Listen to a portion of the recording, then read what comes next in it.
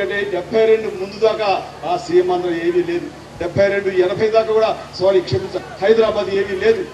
ఎందుకంటే 72లో మనం చెయ్యాంధ్ర అన్నప్పుడు మనం హైదరాబాద్ మాక్కలేదు, తెలంగాణ మాకొద్దు, మేము విడిపోతామని మనం ఉద్యమాలు చేస్తే మీకు గుర్తుండే ఉంటుంది. చాలా మంది చిన్నపిల్లలు చెయ్యాంధ్ర అంటూ ఆ రోజు హైదరాబాద్ ఎవరు కోరుకోరా.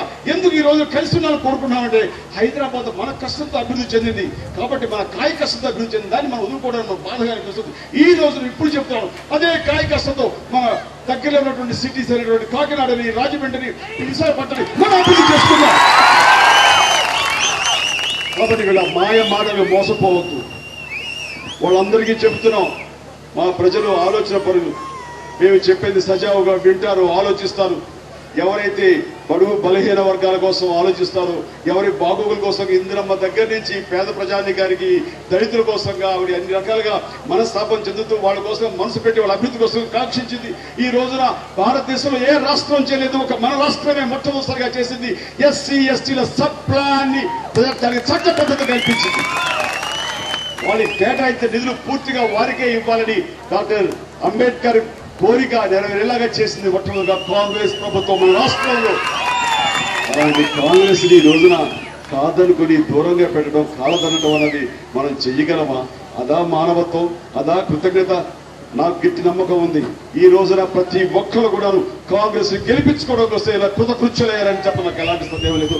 ఆ నమ్మకం మీరిచ్చే ప్రతి స్పందన ద్వారా నాకు కలుగుతుంది. దానికి ప్రత్యేకించి ధన్యవాదాలు తెలియజేస్తున్నాను. ఇక్కడ ఈ రోజున అందరూ అనుకుంటున్నారు ఈ పరిస్థితులు కాంగ్రెస్ మీద వ్యతిరేక పవనాలు మనకి అద్భుతంగా రిజల్ట్స్ ఇస్తాయని చెప్పేసి ఆ రెండు పార్టీలు అనుకుంటున్నారు.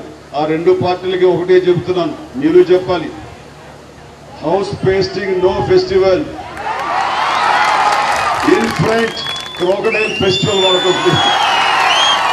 గుర్తుండే ఉంటుంది. ఎక్కడో ఇది ఇళ్ళ దగ్గరే పండగ, అది ముందుంది వారికి ముసళ్ళ పండగ అని చెప్పి. కాబట్టి సందర్భంగా ప్రతి ఒక్కరికి నేను హృదయపూర్వక ధన్యవాదాలు తెలియజేసుకుంటూ మిమ్మల్ని వినమ్రంగా కోరుకుంటున్నాను. ఇక్కడ పర్వత పూర్ణచంద్ర ప్రసాద్ గారు ఇక్కడ పనిలో అసెంబ్లీ అభ్యర్థిగా ఉన్నారు. ఎందుకంటే ఆయనకి పీఆర్పీలో నాకు అండదండగా ఉండేవారు.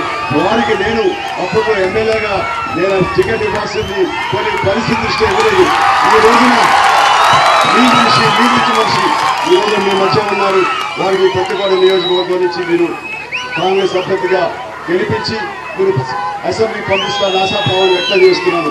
అదేవిధంగా నేను ప్రత్యేకించి వారిని అడగక్కర్లేదు, వారు చేసిన అభివృద్ధి, వారు మీ మనిషిగా ఉన్నారు.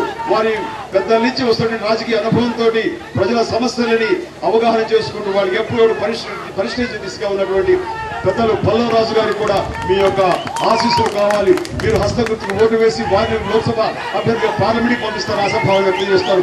అలాగే ఇక్కడ గోపాలపట్నం ఉంది, అక్కడి నుంచి కూడా చాలా మంది స్థానికులు వచ్చి ఉంటారు.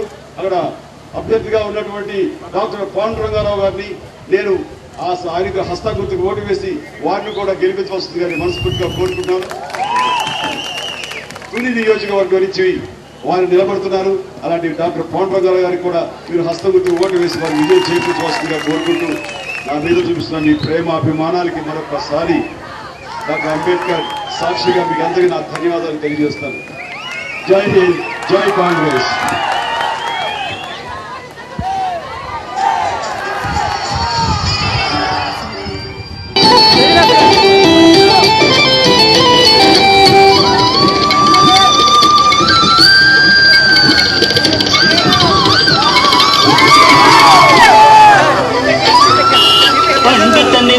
కడుపున పుట్టిన బుట్ట బొమ్మ, విదేశాలలో పదును తేలిన చదువులమ్మ, కంచే చేనును మేసిన తీరున కర్కశ రాక్షస దాడిలో దేహమంత ఒక పుల్లటు జల్లడై నేల కొరిగెను మాయమ్మ.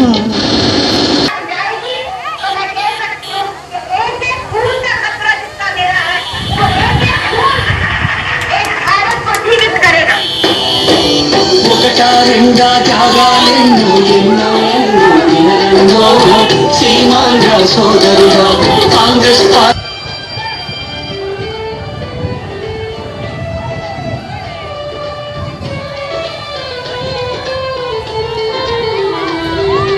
త్యాగమూర్తి ఆ తల్లికి తగిన తనయుడు యువత రంగమై నింగికి ఎగసిన నాయకుడు అధునాతన సాంకేతిక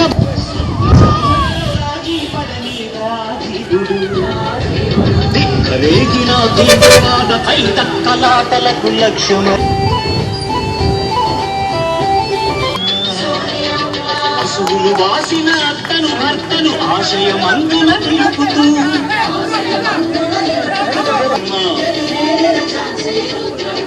ప్రధాని పదవిని సైతం వదిలిన త్యాగమే తన చిరునా